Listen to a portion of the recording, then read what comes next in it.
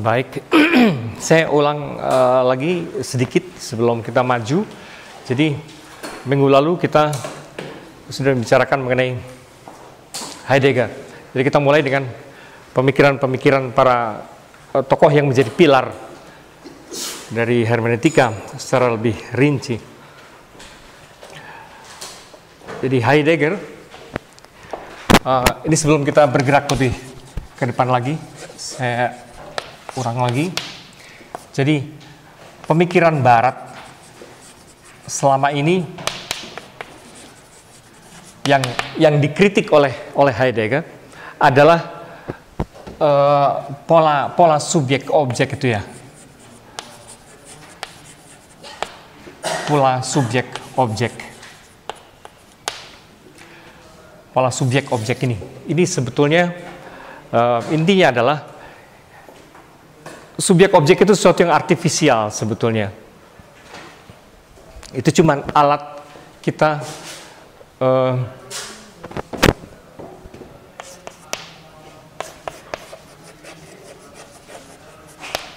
jadi bagi Heidegger itu hal yang artifisial karena sebetulnya dunia tidak pernah menjadi objek.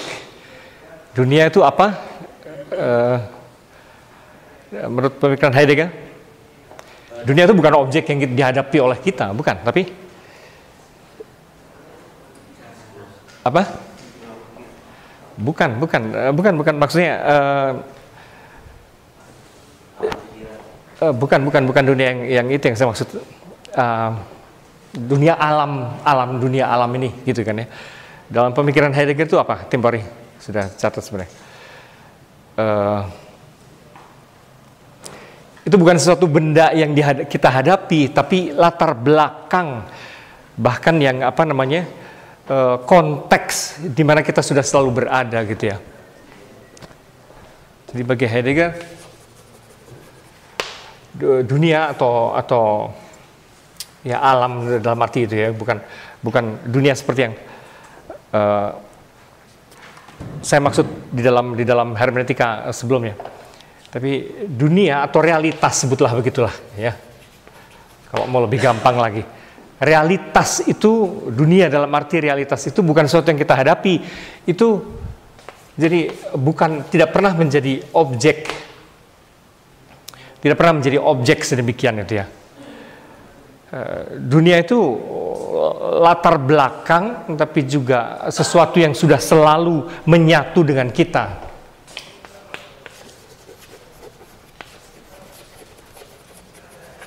Latar belakang atau konteks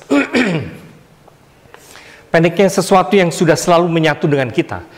Kita tidak pernah terpisah dari dunia itu. Kita bahkan dilahirkan oleh dunia itu, gitu loh maksudnya. Selalu menyatu dengan manusia. Dunia itu sesuatu yang selalu menyatu dengan manusia. Kalau dalam dunia saintifik, seakan-akan dunia itu di luar kita gitu kan ya. Ada saya, subjek gitu, ada objek. Enggak gitu. Subjek itu sudah selalu bagian dari objek gitu. Dan objek sudah selalu objek yang saya bentuk juga gitu. Ngerti nggak? Jadi kayak gitu. Enggak bisa dipisahkan kayak gini itu enggak bisa. Jadi saya selalu bagian dari dunia, dan dunia adalah dunia yang saya bentuk gitu. Jadi nggak artifisial sekali ya subjek objek kayak gitu. Sebenarnya apa itu? Ya saya kira ini menarik karena belum pernah sebelumnya orang menyadari hal itu. Belum pernah orang sebelumnya menyadari hal itu tuh. Karena dipakai aja. Karena kenapa ya kira-kira? Kalau subjek objek itu pola itu begitu keras kepala dan orang nggak ngeh bahwa itu tuh sebenarnya artifisial. Tahu artifisial kan? Apa artinya? Ya, itu ya bikin-bikinan doang gitu ya. Realitas tuh nggak pernah sesuatu yang di depan kita. Itu naif sekali. Mentang-mentang saya lihat realitas, maka seakan-akan realitas itu bukan saya. Gimana sih itu? Naif sekali gitu ya. Naif. Kita sudah selalu bagian dari realitas semuanya ini. Kan? Sebenarnya sudah selalu bagian dari, kita sudah selalu di dunia dan menyatu. Bahkan kita bisa juga dibayangkan sebagai sesuatu yang nongol dari bumi kan sebetulnya. Kalau kita ngelihat evolusi misalnya, kalau itu untuk ilustrasi. Kalau kita melihat proses evolusi, sebetulnya kita makhluk yang nongol dari kita ini manusia itu kutil-kutilnya bumi gitu kan ibaratnya kan. Dong. Kalau ini dunia kita bayangkan sebagai bumi. Nah manusia itu kan cuma kayak gini-gininya doang. Ini bagian dari ini gitu loh. Selama ini kita terilusi seakan-akan ada manusia, ada bumi dunia gitu. Apaan gitu? Itu nggak benar. Itu selalu bagian dari seluruh alam semesta ini. Ketangkap nggak cara berpikir Heidegger seperti itu? Tapi betapa lama orang tidak menyadari itu gitu ya. Bahwa dunia itu konteks, dunia itu background, dunia itu apa ya yang melahirkan saya. Jadi apa mau disebutnya itu?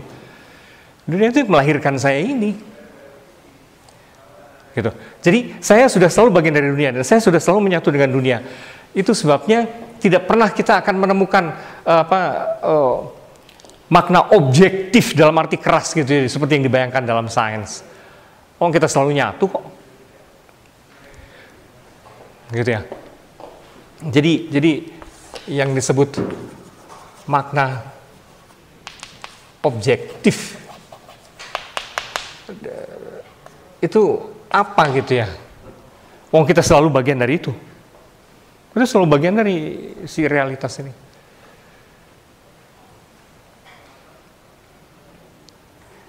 Ya, kurang lebih dibayangkannya seperti kamu mencoba menganalisis dirimu sendiri gitu kan ya. Terus pandangan yang objektif tentang dirimu, wah itu tuh susah sekali.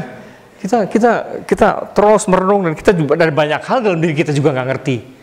Secara fisik pun begitu banyak kinerja dalam tubuh kita. Kelakuan sel-sel dalam tubuhmu, emang kamu ngerti gitu? Kamu juga kaget-kaget, di ronsen aja kamu kaget, kayak gitu ya strukturnya gue. Itu kita sudah selalu berada di dalam struktur itu, tapi ketika ditongolin, kok aneh gue itu ya, gitu. Emang gitu, jadi apa itu objektif? Banyak hal misterius, bekerja sendiri loh. Banyak hal sistem sel kita bekerja sendiri, pencernaan bekerja sendiri. Kamu juga nggak ngerti cara kerjanya gimana. Kamu baru ngerti ketika sakit, ketika kanker gitu ya. Wah, ada yang salah rupanya nih. Gimana? Tapi selebihnya nggak ngerti kamu juga apa. Gitu. Ya, jadi apa itu mana objektif? Maka konsekuensinya yang lalu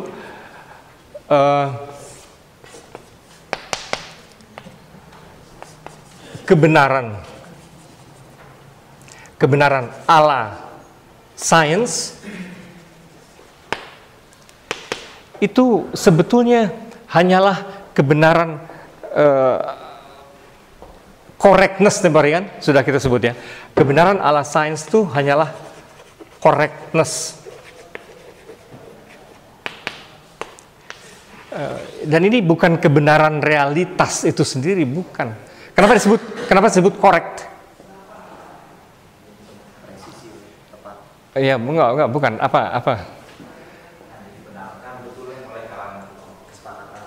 Iya, hanya permainan ide, hanya menggatok-gadokkan ide, manipulasi ide sebetulnya. Kebenaran semacam ini, kebenaran ala sains itu ketepatan, hanya semacam kecocokan ide yang kalau bagi Heidegger itu sebetulnya cara berpikir manipulatif ya.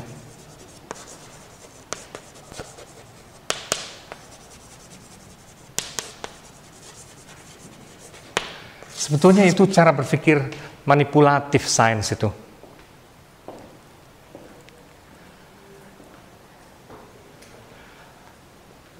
Karena di kepala saya sudah ada rumus 1 + 1 sama dengan 2, maka saya kenakan itu semua kepada realitas gitu kan ya. Kan ada 1 kursi plus 1 kursi, kan berarti 2 kursi kan, setuju gitu kan. Nah ini correct. Gituan doang. bukan the real dalam arti biarkan dia nongol sendiri si realitas itu. Jadi tentu dipengaruhi oleh fenomenologi ya. Jadi bukan correctness kebenaran itu. Harusnya untuk Heidegger itu kebenaran bukan correctness tapi apa?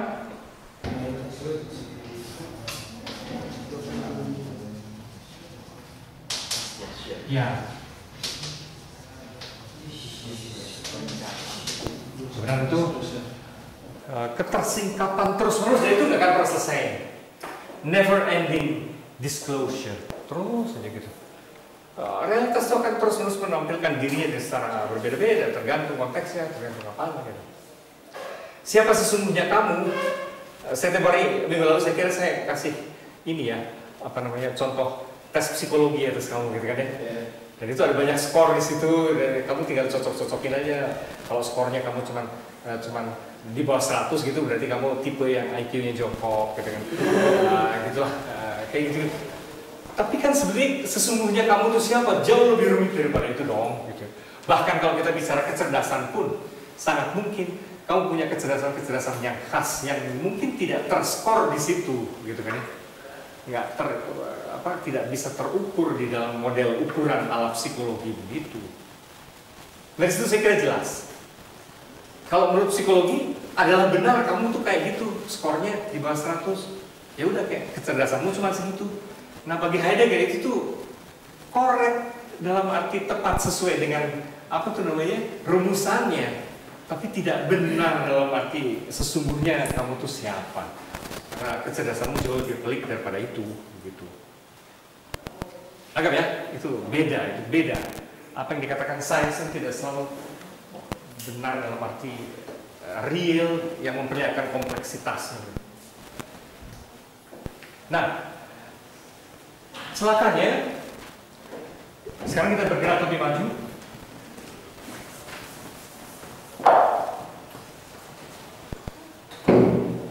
Sains yang mendominasi kita, cara berpikir ilmiah seperti ini, iptek seperti ini, yang akhirnya ujung-ujungnya cara instrumental gitu kan ya, yang semua dianggap sebagai objek yang tergantung pada alat kita.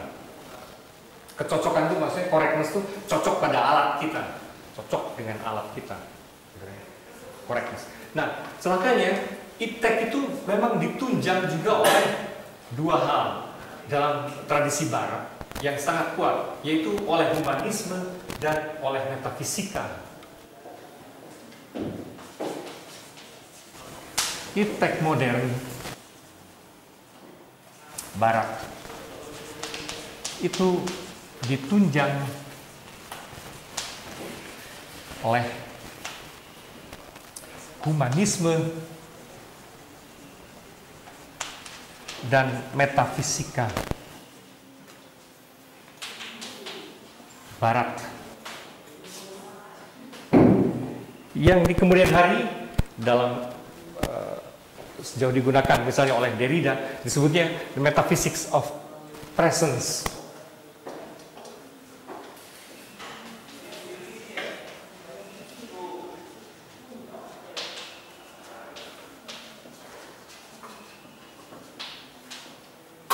Metaphysics of presence dalam arti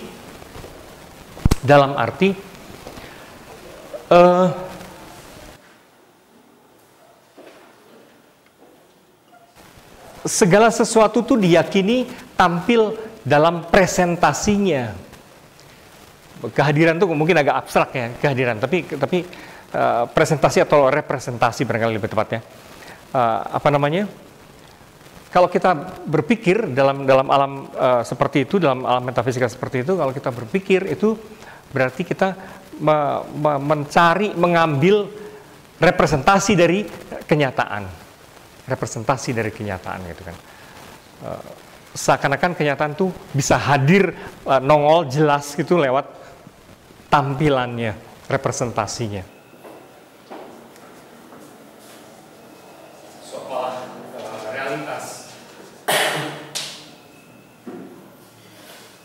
bisa jelas gitu tampil dalam representasinya atau dalam simbol-simbolnya. Kalau mau lebih gampang lagi, seolah realitas itu tampil lebih jelas dalam simbol-simbolnya. Mereka ini dibayangkannya, seolah kalau kamu memahami suatu agama, gitu kan ya, kamu cukup menafsirkan segala simbol-simbolnya. Itu bisa apa kalau dalam dunia Kristiani, artinya misalnya salib itu apa, ditelaah dulu, gitu kan ya. Terus apa lagi simbol kekristenan, bentuk-bentuk gerejanya, gitu kan ya, bentuk-bentuk gerejanya, terus apa lagi representasi apa? Lukisan-lukisannya, ritual-ritualnya, musik-musiknya, segala bentuk simbolnya. Seakan-akan kamu akan ngerti misalnya Kristianitas dengan menganalisis representasinya itu. Padahal emang bisa dijamin kamu sungguh mengerti Kristen dengan cara itu? Kenapa? Ya nggak cukup hanya. Ya nggak cukup. Kenapa? Harus yang kamu harus pahami apa?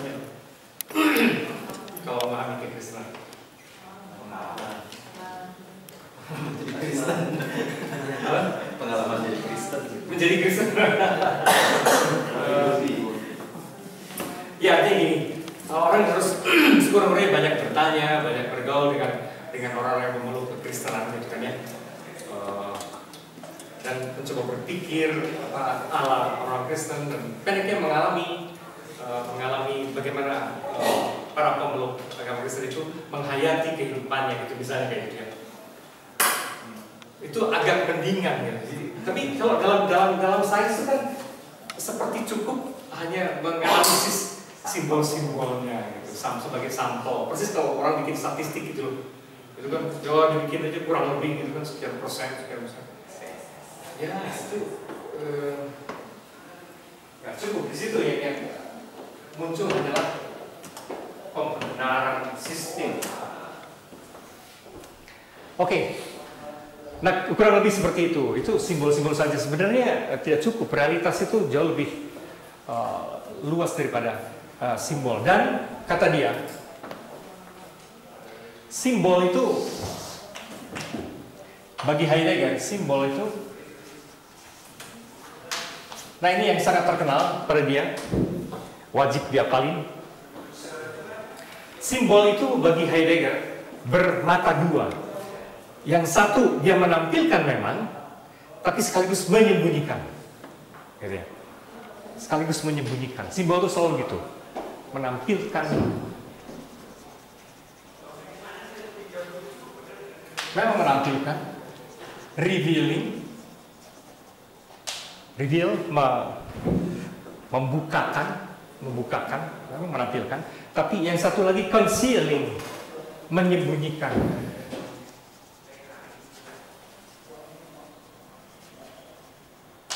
Menyembunyikan. Artinya simbol-simbol itu tidak pernah memadai.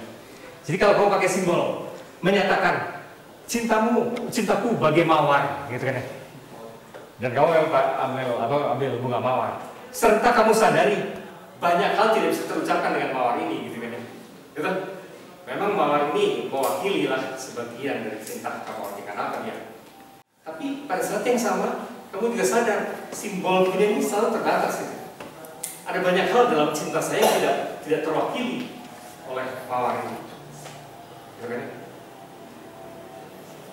Misalnya apa ya? Kalau mawar kamu simbolkan, kamu artikan sebagai kecantikan yang keindahan, gitu ya. Atau gini, dirimu bagaikan mawar, kamu sebut gitu kan ke pacar. Dirimu bagaikan mawar. Kenapa? Karena cantik, harum, berduri, seperti itu. Oke, berduri juga gitu.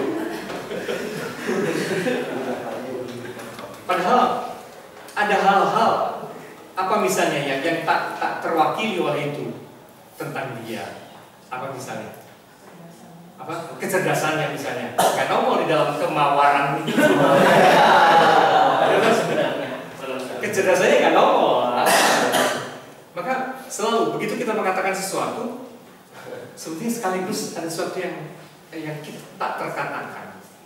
Ada ada yang hilang, ada yang tersembunyi ya, menyembunyikan. Nah ini dialektik itu artinya karakter ini tidak pernah bisa hilang. Gitu. Itu sebabnya bagi Heidegger kemudian realitas itu tidak pernah tampil definitif, gitu kan ya, melalui simbol-simbolnya. Dia A dan bukan B, nggak bisa segitu. Nggak bisa gitu. Karena A dan B itu kan juga simbol apa gitu. Nggak bisa, itu selalu ada sesuatu yang tersembunyi yang tak terumuskan di situ. Karena begitu kamu tadi menyebutkan si cewek itu mawar, fokusmu terus ke mawar, sehingga mawar itu sebetulnya menutupi hal yang lain yang sebetulnya penting. Kamu sedemikian sampai lupa pada kecerdasan tadi ya, yang tak terwakili misalnya oleh mawar. Dalam hal itu seperti menyembunyikan. Ya Heidegger itu kan bahasanya politik, jadi dia sengaja pakai kata-kata yang rada aneh. Melakukan menyembunyikan, jadi concealing. Concealing, menyembunyikan.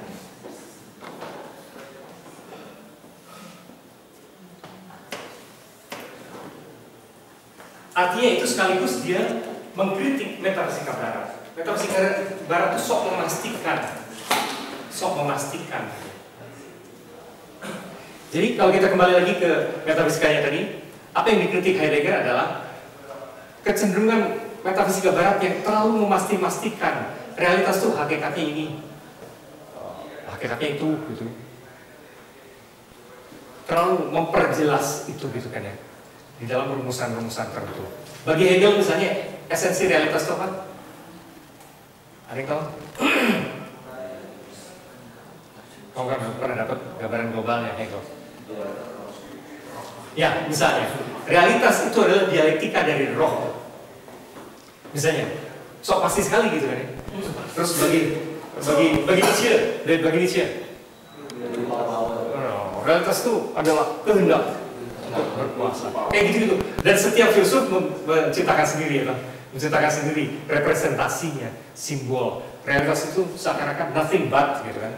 Bukan lain kecuali kehendak untuk berkuasa atau kehendak yang gelap pada Schopenhauer, dan seterusnya kayak gitu.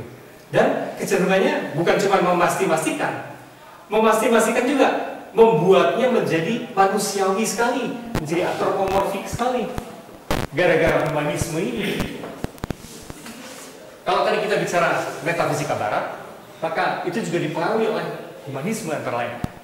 Inti humanisme adalah bahwa manusia itu ukuran bagi segala hal. Maka hakikat realitas juga jadi gitu, dimanusiakan gitu kan ya. Ruh, karena kita mengalami ruh, jadi seluruh realitas ini ruh. Karena kita juga mengalami kehendak dan nafsu berkuasa itu gede sekali, maka inti realitas itu kehendak untuk berkuasa. Terus lagi dimanusiakan semua. Coba sebut omongan para filsuf. Berpikir. Misalnya Immanuel Kant ya. Pada Immanuel Kant, realitas ini dan pada Descartes, realitas ini sungguhnya rasional sedemikian, dia bekerja seperti pikiran kita, misalnya seperti itu. Sebutnya tradisi metafisika barat ya. Itu hampir selalu memanusiakan seluruh realitas, gitu kan ya. Jadi ada kecenderungan gara-gara humanisme ini, kata Heidegger, lantas ada kecenderungan menjadi antropomorfik.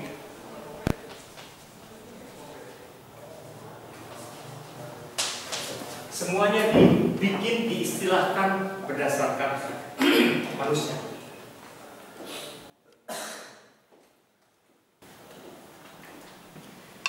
Realitas dilihat sebagai ruh, sebagai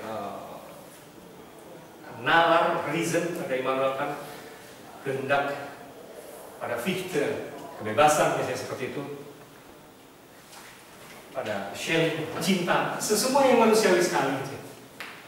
Nah, maksud Heidegger itu belum tentu loh, realitas keseluruhan itu kayak gitu. Belum tentu. Itu kan kita paksa sesuai sama kata-kata kita. Kita lupa akan ada yang sesungguhnya, being yang sesungguhnya. realitas yang sesungguhnya bisa beda sama sekali dari kita. Jadi ini, begitu realitas kita sebut nalar, misalnya gaya Immanuel Kant ya, begitu realitas kita sebut nalar, kan ada sesuatu yang tersembunyi loh. Realitas tuh banyak hal yang tidak nalariah juga gitu, banyak hal yang tidak rasional juga gitu kan dalam realitas itu. Yang dalam teori sekarang saya disebut sebagai chaos atau apa gitu kan. Dengan ada chaos, ada gitu. Begitu kita sebut rasional, ada sisi lain yang nggak masuk, yang tidak rasional. Banyak hal dalam hidup kita sebenarnya juga tidak rasional, dan itu indah juga gitu ya. Apa misalnya yang tidak rasional dalam hidup kita? Jadi omongan manusia adalah makhluk rasional itu juga ini sekali loh. Ada sesuatu yang disembunyikan kemudian, yaitu bahwa manusia dalam banyak hal itu sangat irasional juga. Apa misalnya? Cinta. Kalau orang lagi jatuh cinta, orang jadi bodoh sekali gitu kan ya. Orang yang pintar jadi bodoh sekali. Dan mungkin juga sebaliknya, orang yang bodoh jadi pintar. Karena dia akan kotor, dia akan cari akal gitu. Kan ada banyak hal dalam hidup manusia, memang banyak, kan ada unsur imajinasi, ada unsur perasaan segala macamnya yang tidak selalu masuk akal dalam artian yang ketat gitu. Sama seperti kalau kamu ngedate di kafe segala macam itu, cahaya temaram itu nggak bisa dipakai baca menu. tapi kamu butuh gitu ya. Apa sih cahaya itu? Tapi kan kamu butuh suasana itu temaram, cozy. Ada musiknya. Kadang-kadang musik itu bikin kamu jadi nggak bisa ngobrol kan. Tapi perlu itu ada musik itu. Terus duduk di luar. Padahal itu selalu terancam gerimis segala macam gitu kan ya.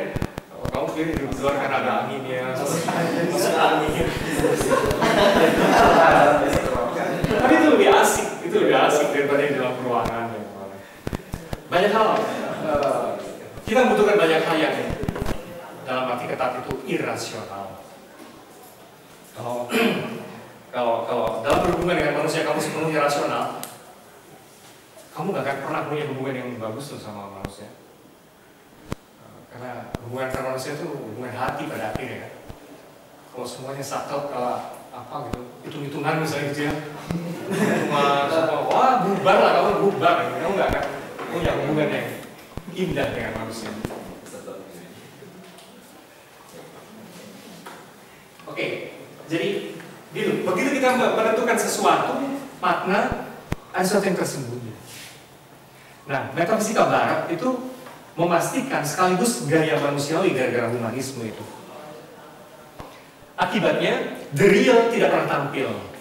Yang tampil adalah simbol yang kita bikin sendiri. Apapun namanya, apapun sebutannya, rasionalitas lah, ruh lah, kehendak lah, ada semua simbol yang kita bikin sendiri. Itu proyeksi kita sendiri. The real being itu nggak pernah bisa ngomong.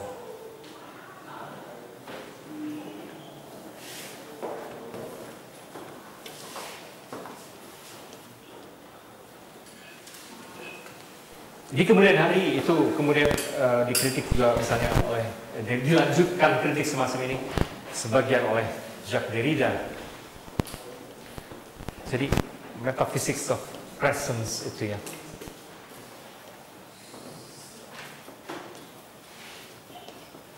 Lalu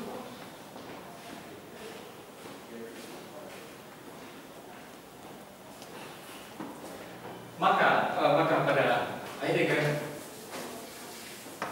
menafsir hidup adalah sebetulnya menafsir terus-menerus. Tak pernah selesai.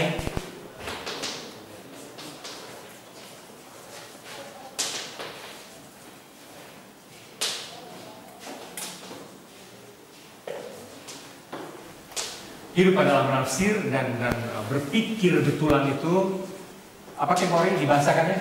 Berpikir betulan itu apa? Saya sudah sebut. Berpikir bagi Heidegger itu apa? Being responsive.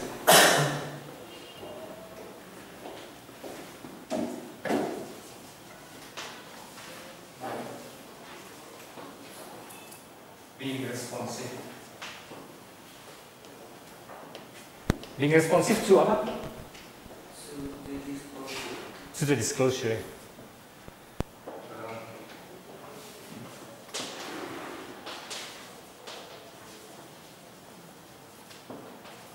Of reality. Jadi sesudah segala uraian itu, kalau betul buat mikir tuh apa? Ya mikirnya ya dengerin aja, atentif aja, waspada aja. Tiap hari saya menganalogikan pada orang yang jatuh cinta ya, pacaran ya. Lihatin, dengarkan. Dengan kata lain, atentif, being responsif. Ini adalah semacam apa ya? Menunggu hasil dari waspada terhadap tegangan antara what is revealed and what is concealed. Yang itu. Yang bahasa Indonesia apa?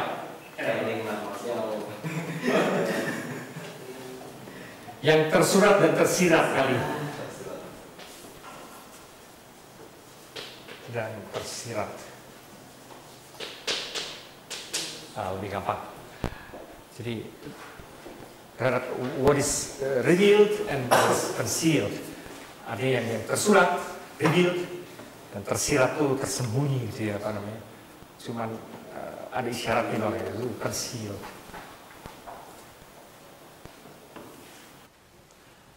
Nah, menafsir dan berpikir itu sama jadi ya, kayak gitu. Dengan penuh perhatian yang dengan care. Di sini ada bukan manipulasi ya. Ini proses yang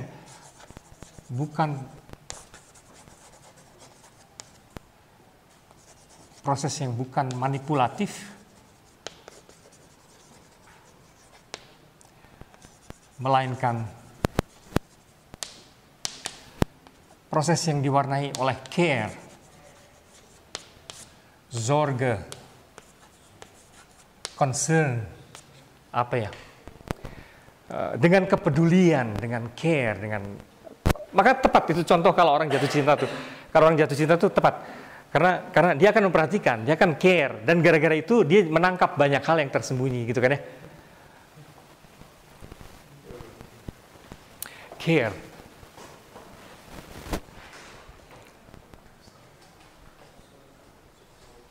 Zorge.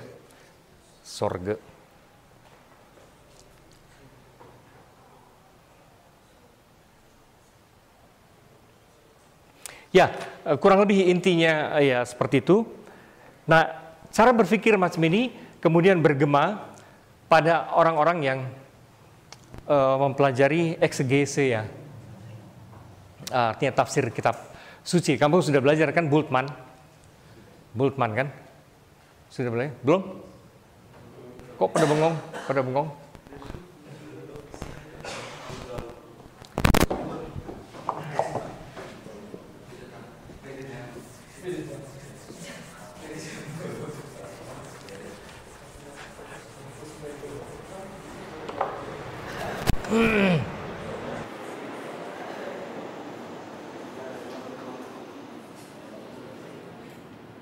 Saya tidak akan panjang lebar karena ini hanya saya mau memperlihatkan efeknya, efek yang cukup serius, dan dalam studi kitab suci itu kitab suci Kristiani maksudnya sangat berpengaruh. Misalnya Bultmann itu ada yang tahu judulnya apa? Ya, Bultmann itu terinspirasi Heidegger melahirkan metode tafsir kitab suci, Bible, yang dia sebut demitologisasi.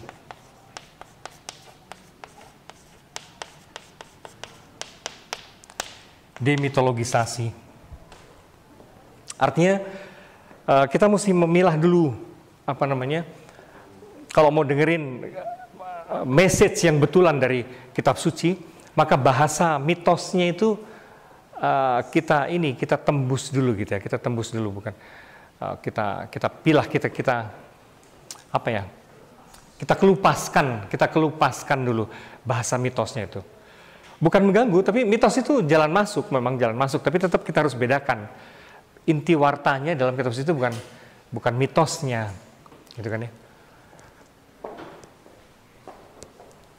Jadi kasarnya sih lepaskan bahasa mitos.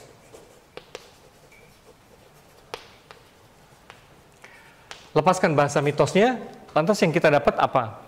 Yang kita dapat adalah warta eksistensialnya ya, warta eksistensialnya. Untuk lihat warta eksistensialnya. Warta eksistensialnya yang seringkali sebenarnya universal gitu ya. Seringkali sebenarnya universal. Warta eksistensial itu apa kira-kira? Terus ini pesannya, hikmahnya, pesan mendalamnya untuk kehidupan manusia. Sebetulnya apa? Kalau dalam bentuk mitosnya bisa macam-macam. Sebut mitos apa? Misalnya Adam dan Hawa gitu ya. Adam dan Hawa. Kalau kita kelupaskan misalnya bentuk mitosnya, ya intinya apa, misalnya macam-macam sih. Sekedar mengingatkan misalnya bahwa alam semesta ini ada yang punya loh, ada yang menciptakannya loh, misalnya gitu kan ya. Kayak gitu. Terus bahwa memang kita menguasai dunia tapi harus dengan bertanggung jawab. Gitu-gitu. Inti wartanya. Jadi jangan terlalu berfokus pada kerangka mitologis ya, sampai misalnya kira-kira Adam dulu di Afrikanya sebelah mana ya, misalnya gitu. Dan Hawa. Ya kan katanya awal evolusi kan di Afrika kan. Kan nenek moyang kita orang Afrika dong. Kalau menurut evolusi itu awalnya semua kehidupan muncul di situ. Maka mestinya Adam dan Hawa di situ gitu. Cuman artinya harusnya hitam dong ya. Harusnya hitam. Kenapa kita suka terpengaruh kita oleh Michelangelo? Michelangelo melukiskannya jadi bule gitu kan ya.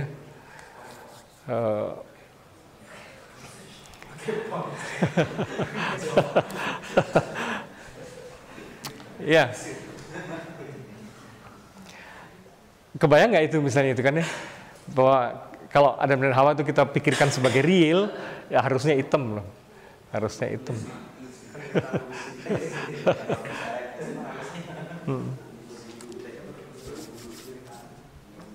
Yang saya gitu. Terus unsur jangan terlalu terperangkap di dalam unsur. Jadi kalau kita misalnya bicara mitos Sangkuriang, jangan terlalu terperangkap. Sangkuriang itu di Subang sebelah mananya gitu ya.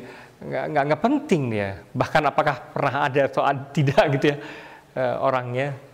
Atau si Malin Kundang itu di sebelah mananya ini di itu mitos mana sih Malin Kundang? Minang ya. Itu di Padangnya sebelah mana gitu kata. Terus si batunya itu di mana juga gitu. Itu kan jadi nggak terlalu penting sebenarnya. Tapi esensinya kan universal. Bahwa terhadap orang tua tuh ya jangan melawan, jangan kurang ajar segala macam. Seperti itu. Jadi warta eksistensialnya itu, terus dengan kata lain kalau kita ngelihatnya gitu, kitab suci itu adalah cerita imbauan untuk perubahan hidup. Gitu ya. Warta eksistensialnya demi transformasi kehidupan.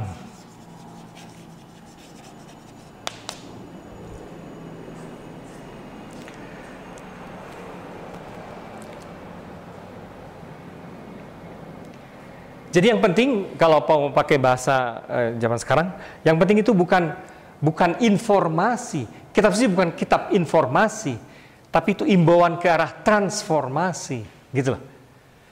Kitab suci dalam kerangka berpikir macam ini bukanlah kitab informasi, tapi itu sekali lagi imbauan menuju transformasi ke perubahan hidup yang lebih bermakna kayak gitu.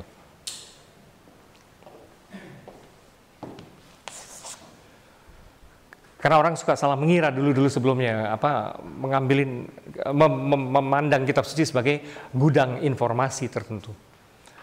Sebenarnya kalau menurut Bultmann nggak gitu. Maka ada teolog lain juga, namanya Ernst Fuchs.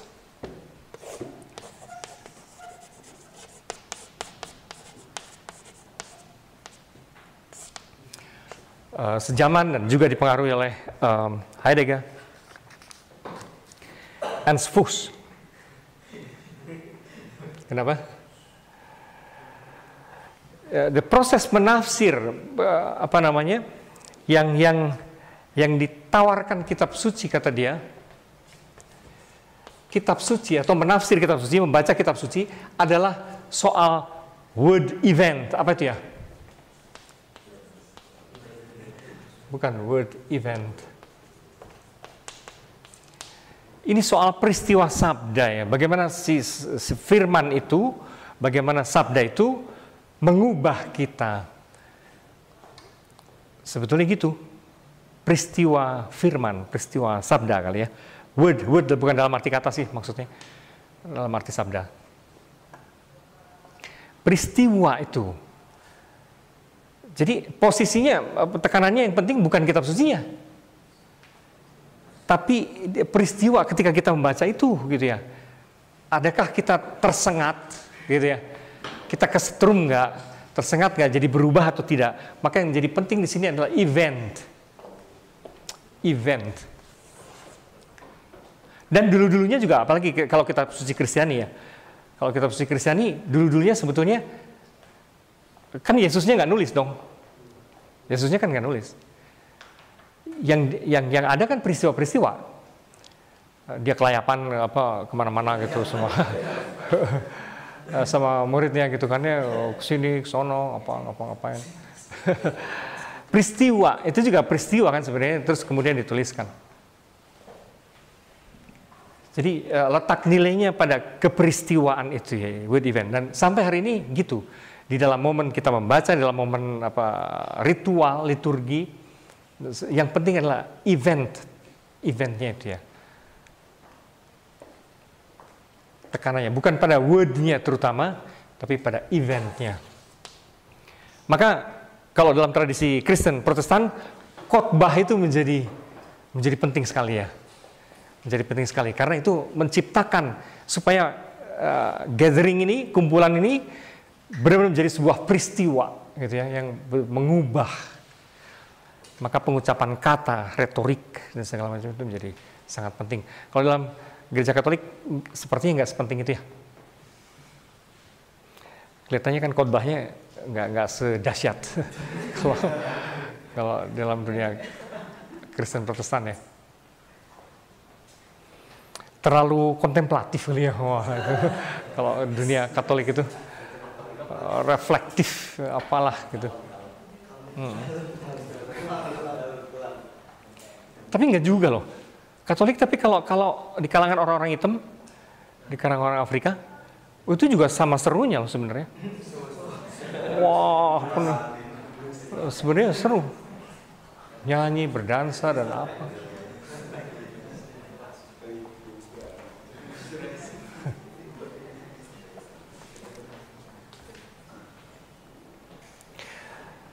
Baik, ada komentar dulu sampai sini sebelum kita bergerak ke tokoh yang berikutnya yaitu Gadamer.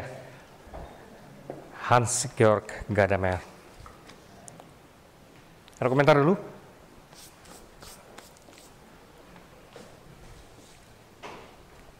Oh ya, jadi kalau untuk Heidegger tadi, kembali ke Heidegger, saya lupa sesuatu.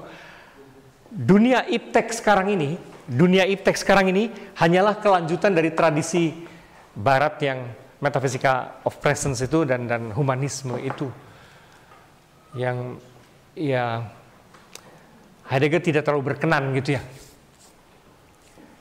Sampai hari ini ketika kita didominasi oleh iptek, ya bagi Heidegger itu memperlihatkan itulah kelanjutan dan itulah dominasi gaya berpikir Barat yang sebenarnya buruk ya, nggak benar, manipulatif,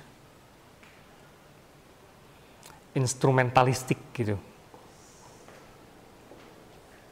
Semuanya tergantung alatnya.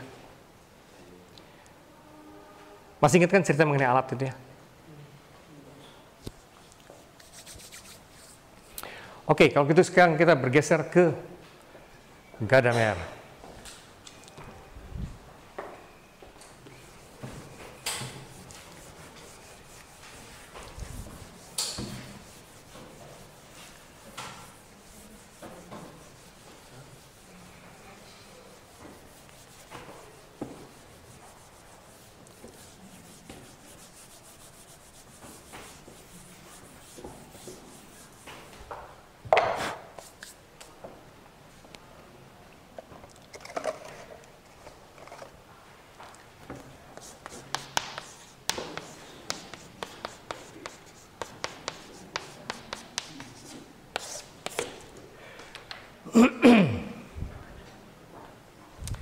Hans Georg Gadamer. Tulisannya yang paling babonnya sebenarnya adalah Truth and Method ya.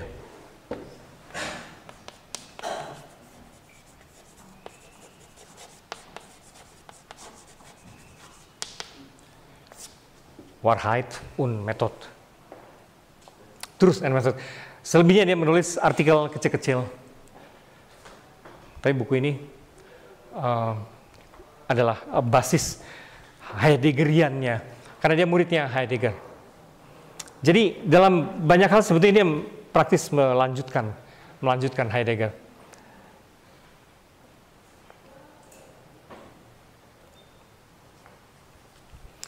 Jadi orang ini meradikalisasi Heidegger.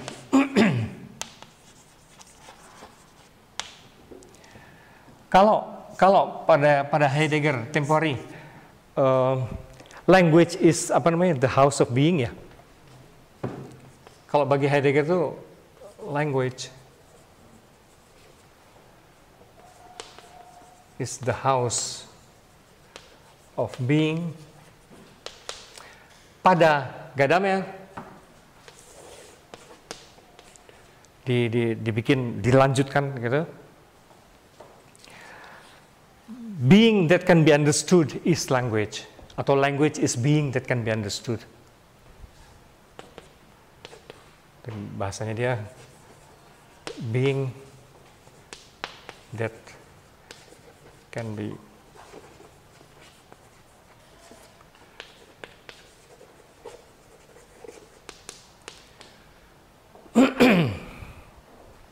Jadi kalau bagi Heidegger, language is the house of being. Bagi Gadamer, language is being that can be understood. Gitu loh, kira-kira. Kalau mau diputar, supaya mirip Heidegger gitu. Language is being that can be understood. Jadi emang memahami realitas itu gimana dalam dunia manusia? Memahami realitas itu susah selain melalui bahasa. Dia tidak mau bilang bahwa satu-satunya makna dalam realitas itu hanya yang terpantul dalam bahasa, tapi makna yang bisa dimengerti. Nah gitu loh. Tekanannya pada dimengertinya. Makna yang bisa dimengerti, makna realitas yang bisa dimengerti itu adalah bahasa atau melalui bahasa.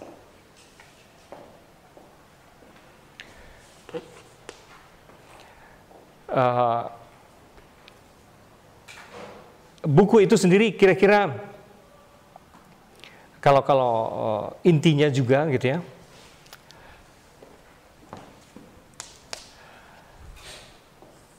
cara berpikir metodis itu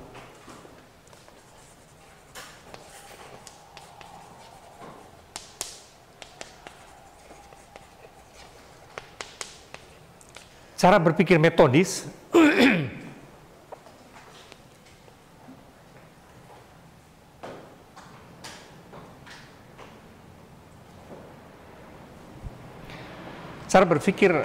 metodis ini bukan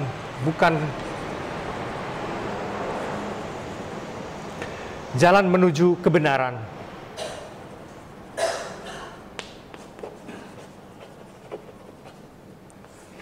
Bukan jalan menuju kebenaran, melainkan menuju pembenaran diri.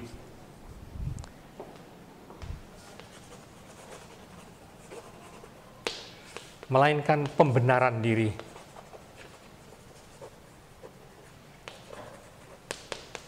Dalam bahasa Indonesia enakan sekali gitu, bukan kebenaran tapi pembenaran. Kalau dalam bahasa Inggris bisa beda.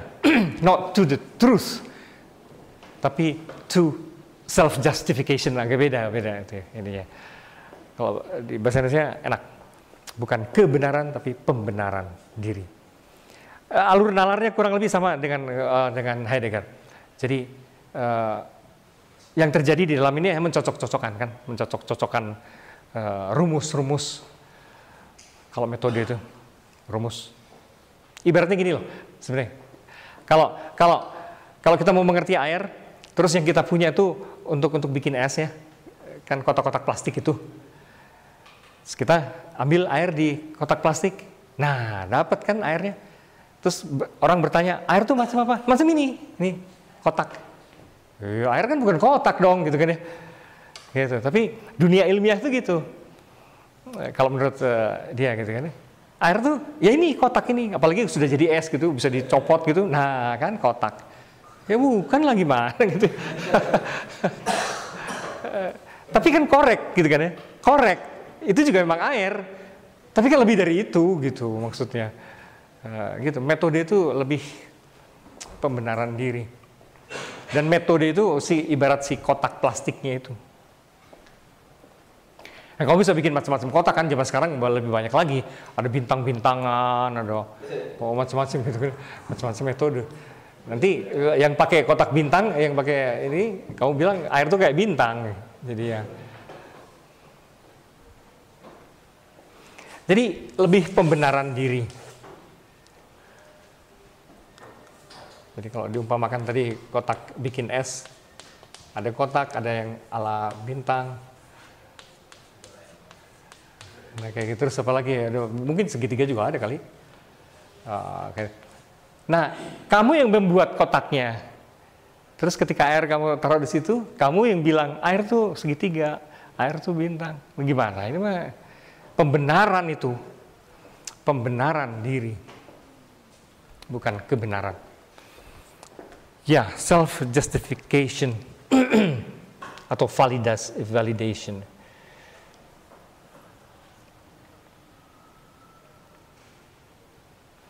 Kurang lebih seperti itu. Maka yang dibutuhkan sebetulnya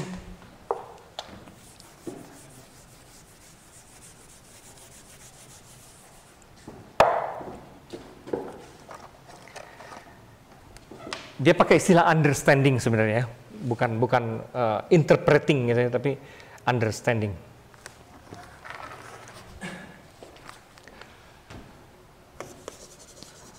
Menafsir sama dengan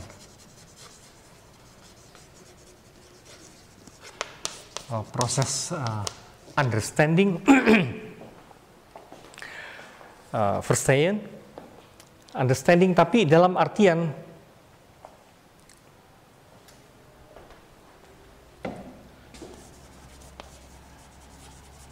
interaksi dialektis, interrogatif,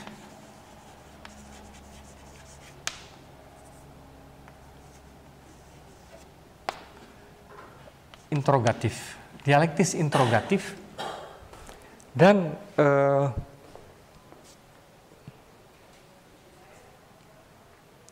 yang lebih tepat sebetulnya playful, yang sudah sering saya jelaskan ya, playful, interaksi yang bermain sebenarnya. Interrogatif memang, tapi yang membiarkan si lawannya, si teks atau realitas itu sendiri bicara.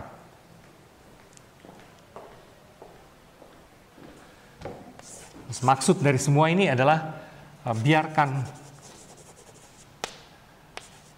realitas atau teks bicara sendiri.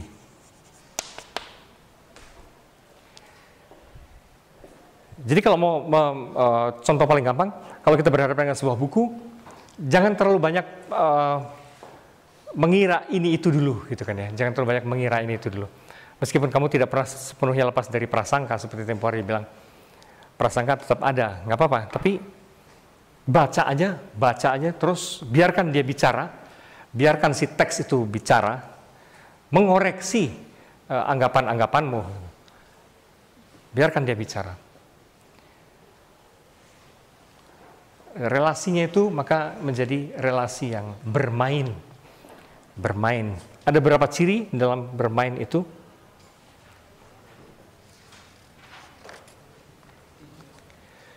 Apa saja?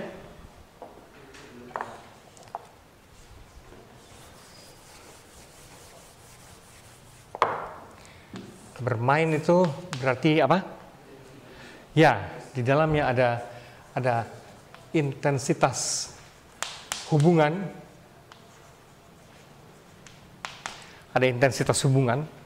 karena orang tuh baru intens banget ya melakukan sesuatu, berhubungan dengan sesuatu di luar dirinya kalau hubungannya bermain. Nah, itu bisa bermain game dengan aturan ataupun bermain bebas ya. Pokoknya dalam permainan itu sebetulnya selalu ada hubungan yang sangat intens dibanding dengan pola-pola hubungan yang lain. Apalagi yang kedua? Apa?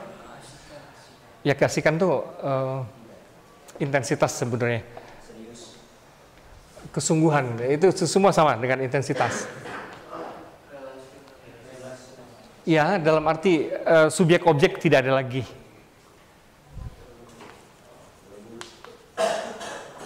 Tak ada subjek objek karena yang dipermainkan, yang memainkan sama semua bisa dibolak-balik. Kalau kita membaca buku, kita seakan-akan sedang dibaca oleh buku, in a way. Persis seperti kalau kita sedang bermain bola, kita dipermainkan oleh bola. Rasanya ada satu lagi, apa ya? Intensitas hubungan, lantas tak ada, ya, fusion.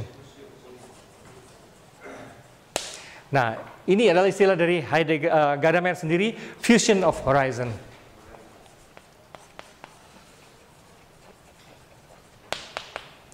Jadi horizon si pembaca maupun horizon teks, horizon kita maupun horizon di luaran itu selalu terpadu, terjalin-jalin ya, saling melebur gitu ya.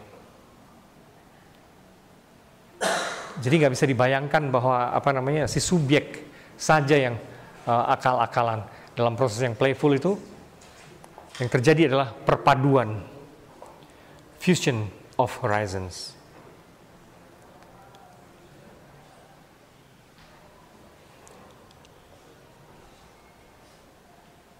Ya, misalnya ketika saya membaca novel Amba itu ya, yang saya tulis di Kompas itu, saya kepikir bahwa orang-orang tokoh-tokoh di situ tuh kok kayak orang-orang eksistensialis ya, orang-orang yang tidak mau mengidentikan diri dengan apapun, orang-orang yang betul-betul membentuk dirinya sendiri, hidup adalah proyek pribadi dan segala macam gitu. Tapi kalau kita cek ke yang nulisnya, ke Laksmi, barangkali enggak gitu. Memang ketika saya ngomong gitu juga enggak, dia tidak memaksudkan seperti itu, gitu kan ya. Tapi tiba-tiba dia menyadari lewat omongan saya, gitu kan. Oh iya, emang iya ya, sepertinya. Tapi dia nggak itu menyadarinya tadinya. Tapi setelah ngomong begitu, memang klop juga. Jadi itu fusion, ada sesuatu yang baru dari itu dan dari pikiran saya, tapi kemudian pikiran saya juga berpadu lagi dengan bahkan dengan penulisnya, kayak gitu-gitu.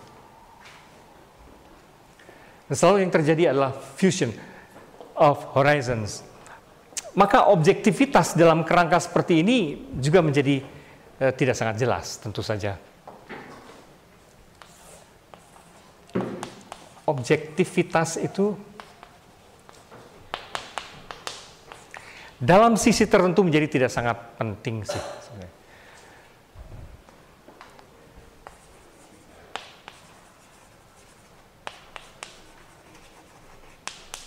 tak terlalu penting. Kalau gitu yang penting apa dong? Yang penting adalah bagaimana kita bisa melihat lebih dan lebih lagi dan lebih lagi. Gitu. Jadi ini disclosure-nya ala Heidegger ya. Bahwa you can see more and more and more.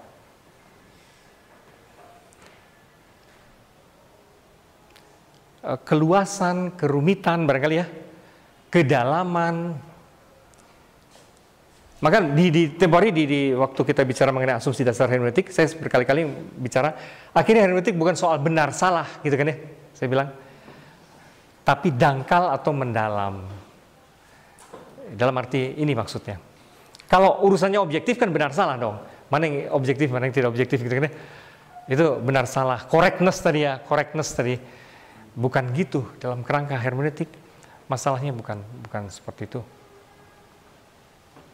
Tapi soal dangkal atau mendalam, sempit atau luas, naif atau canggih gitu kan ya.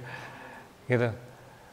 Kita bisa membedakan. Jadi tidak semua tafsiran, tidak semua tafsiran benar sama, enggak gitu. Dalam hermeneutik pun tidak gitu.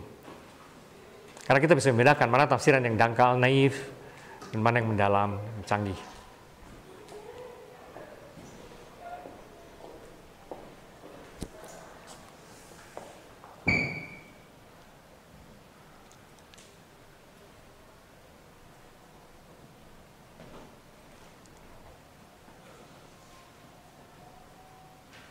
Ya, kemudian dalam rangka menjelaskan apa sebetulnya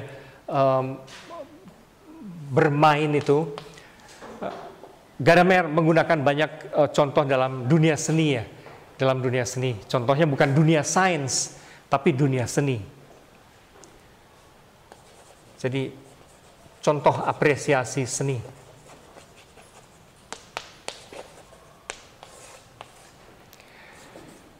Contohnya dalam macam-macam apresiasi seni, seni dalam arti yang luas ya, termasuk ritual, segala bentuk ritual, upacara dan segala macam itu.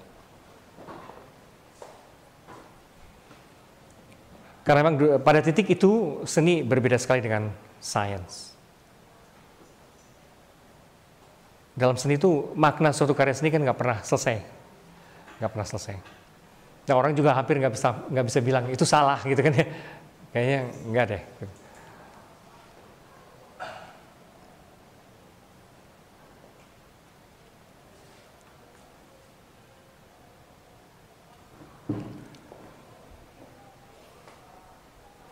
Saya kira gara-gara itu maka di akhir abad 20 paradigma artistik menjadi naik daun kembali.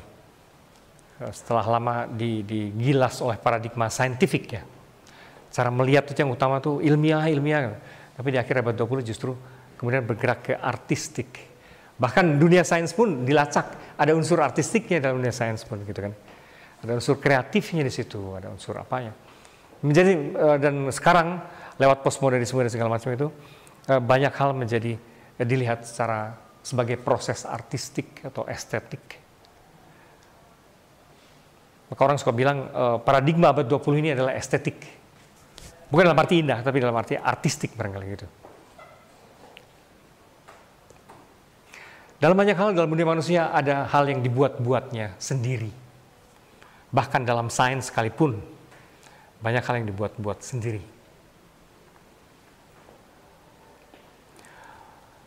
Oke, ada pertanyaan dulu sampai situ? Sehabis Gadamer kita akan masuk ke Paul Ricoeur. Habis itu para dekonstruksionis ya. Ya. Saya ada dua pertanyaan. Yang pertama, apakah pandangan Gadamer tentang kebenaran itu sama dengan memahami objek atau suatu proses memahami, hanya pada sampai tahap proses memahami saja. Terus yang kedua, itu kebenaran yang dimaksudkan oleh Gadamer itu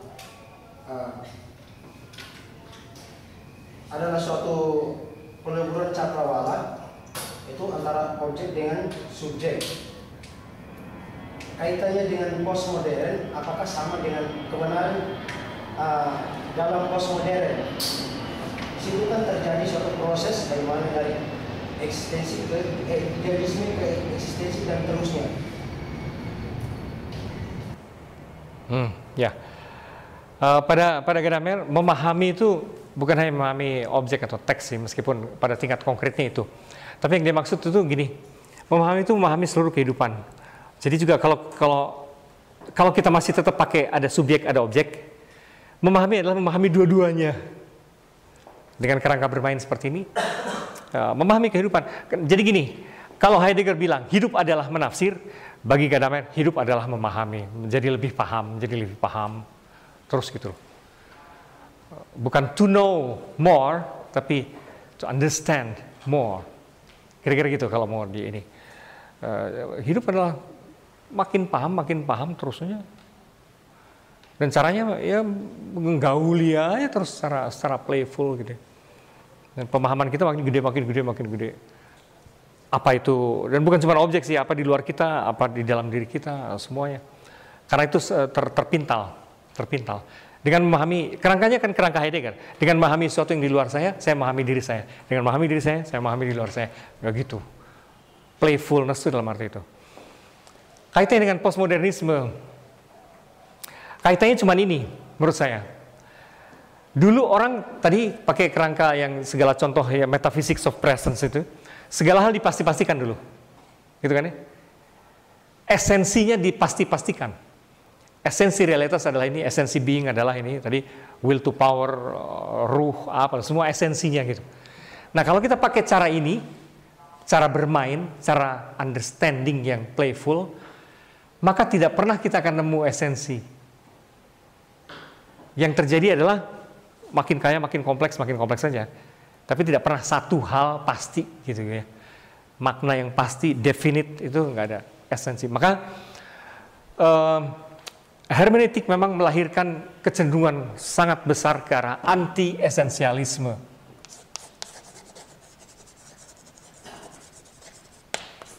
Itu menjadi kecenderungan anti-esensialisme.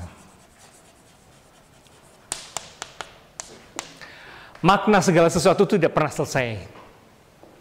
Kalau dalam bahasanya Derrida, tertunda selalu ya, delayed, selalu tertunda.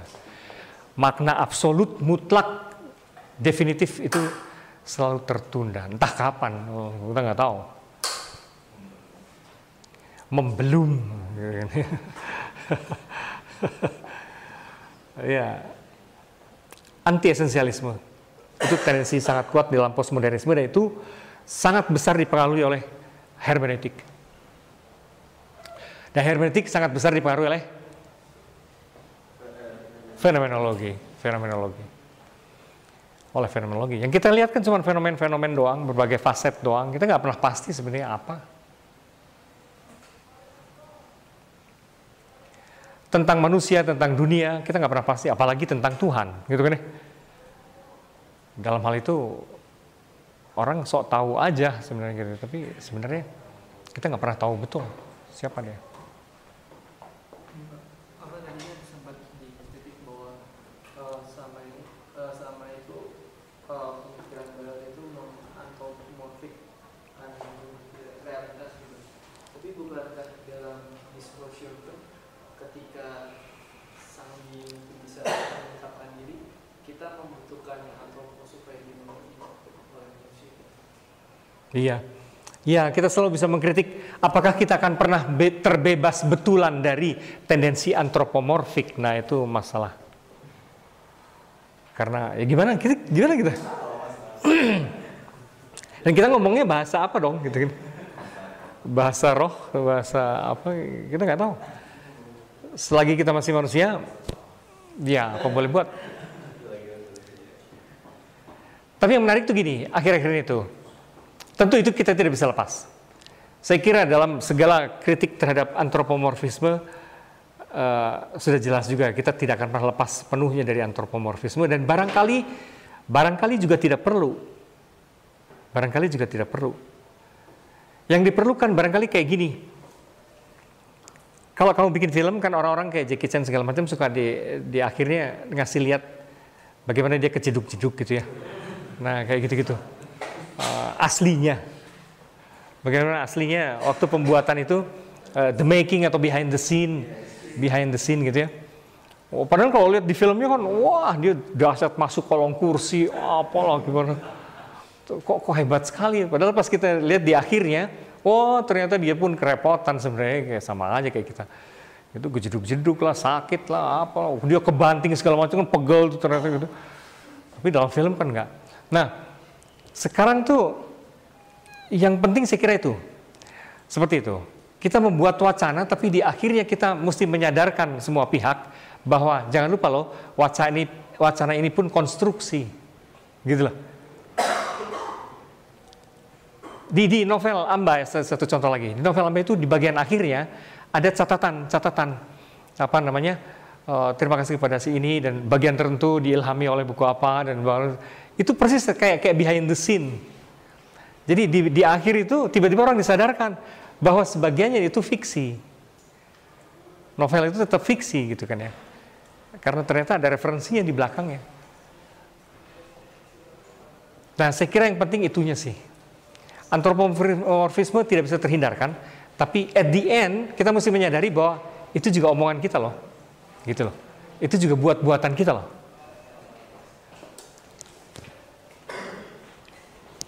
Baik. Oh, ya, satu lagi. Komentar dan pertanyaan, Pak. Kalau komentar melihat dua tokoh ini, Heidegger dan Gadamer, kok saya malah kebayang-bayangnya sama simbah saya. Ya. Apa hubungannya sama mbah lu? Karena ternyata mereka itu orang-orang tua dari zaman dulu punya pemahaman yang seperti orang-orang ini. Bahwa yang namanya berpikir itu adalah bagaimana dia berinteraksi dengan disclosure itu. Lalu orang kemudian menjadi lebih rendah hati dan belajar untuk menunda. Makanya tidak heran orang-orang yang dulu punya sikap lebih toleran daripada yang sekarang. Iya. Pertanyaan saya, apakah kita ini sebagai orang-orang Indonesia sebenarnya sudah pakai konstruksi pola pikir Barat tanpa sadar, lalu merupakan konstruksi asli yang sebenarnya seperti ini. Buktinya saat kita bicara hermeneutika, pikirannya kok asing banget ya, kayak hal baru. Padahal ini kan justru dihayati oleh leluhur. Iya. Dan Heidegger membuat ini kan biangnya Heidegger ya. Membuat ini kan gara-gara terpengaruh buku teh itu kan ya. The Book of Tea kan dari mana? Dari Cina.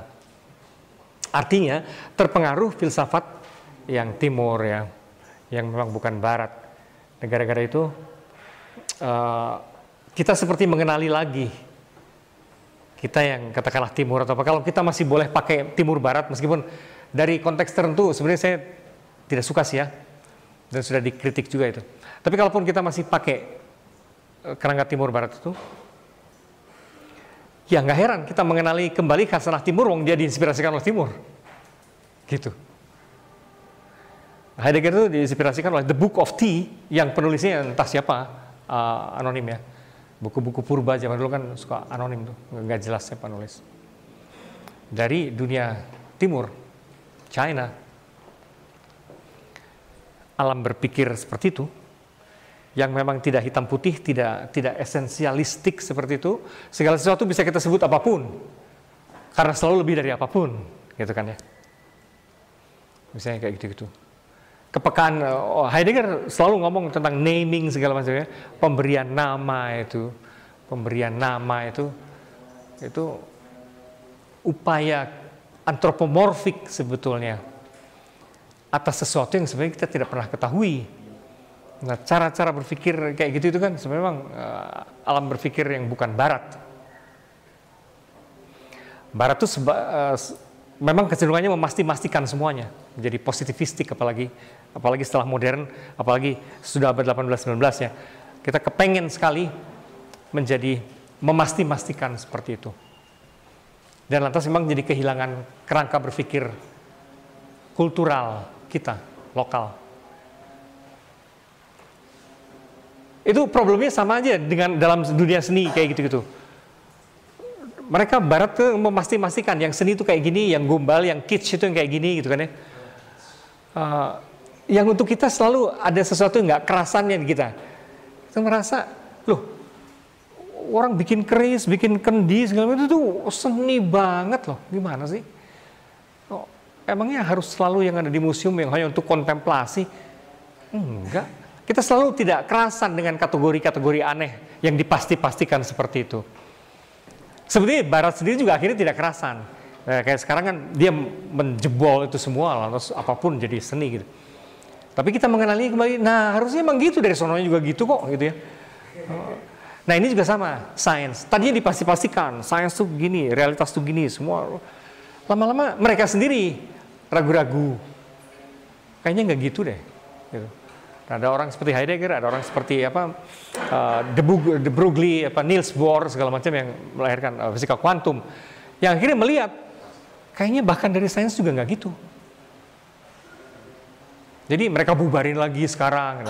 Orang-orang yang non-Barat jadi mengenali, dari dulu juga gue mikirnya gitu. Jadi kalian aja nih yang boten-boten, yang bikin-bikin gitu kan ya. Gitu. Cuman ya kita selalu bisa mengenali kembali alam berpikir kita. Kelemahan kita kan gara-gara kita selalu serba longgar gitu, kita tidak terampil merumuskan kan. Kita tuh seperti ngerti tapi nggak pernah terampil merumuskan. Dan dunia saintifik mereka lebih terampil merumuskan. Akhirnya lebih dominan juga. Kita bisa menyalah-nyalahkan. Wah, kita dijajah oleh cara berpikir Barat. Ya karena mereka lebih fasih. Kenapa dong kita nggak fasih? Gitu. Ada perbedaan kultural yang memang menarik. Buat orang Barat, kalau mampu mengartikulasikan, being articulate ya istilahnya kan, itu hebat, itulah cerdas, dan itulah kamu benar-benar punya harga diri. Kalau mampu mengekspresikan diri, memperkatakan semua itu, being articulate. Kalau orangnya diem belakang itu kamu akan diinjek. Padahal menurut kita, jangan gitu men, silence is golden gitu kan. Beda sekali. Kalau untuk dunia Barat, silence itu nothing gitu. Kalau lu nggak ngomong, ya udah lu bukan siapa-siapa. Nah itu juga jadi beda. Bagaimanapun kultur modern itu kultur yang articulate, yang memperkatakan semua, yang memperjelas, ekspresif semuanya itu. Ya kelompok-kelompok yang tidak ekspresif ya silahkan hilang, tenggelam. Bukan tidak bagus, tapi nggak bisa ikut main. Masalahnya itu aja.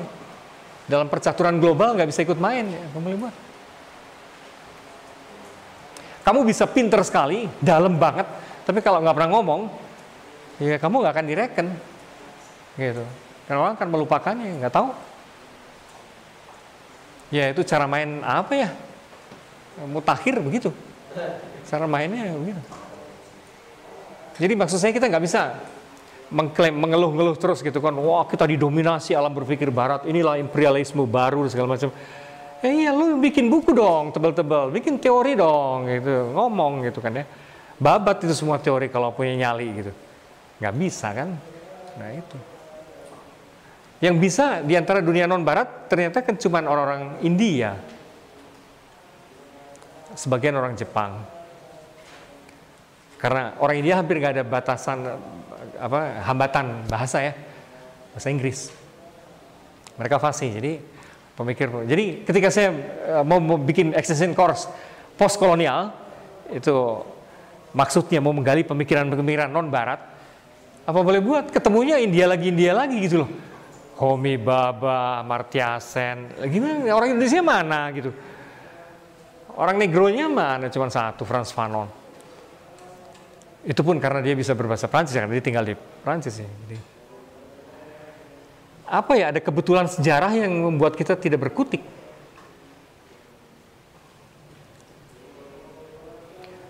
Gimana? Jadi memang susah, tapi itu sekaligus tantangan kita untuk lebih mampu menulis, berbicara dan segala macam. Makanya orang kayak kamu ya, mudah-mudahan ada yang pada studi di luar negeri, kamu di situ akan ngerasain semua yang saya omongkan ini, akan ngerasain bagaimana nggak dianggap sama orang gitu kan ya, karena kamu nggak pernah tanya, nggak pernah. Ya, awalnya saya kan bahasa Italia juga bulan-bulan pertama mana ngerti gitu, belajar cuma 2 bulan bahasa Italia, terus kuliah bahasa Italia, semuanya plonga-plongo.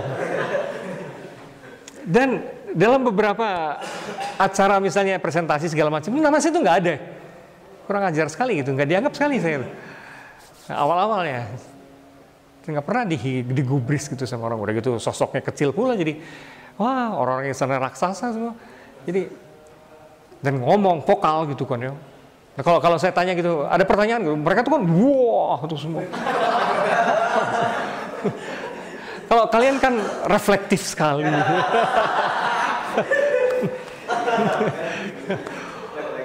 Ini show off sekali kan mereka tuh, pamer gitu loh, dan sangat agresif dalam hal itu. Jadi kalau belum ada seru pertanyaan, udah langsung wah what.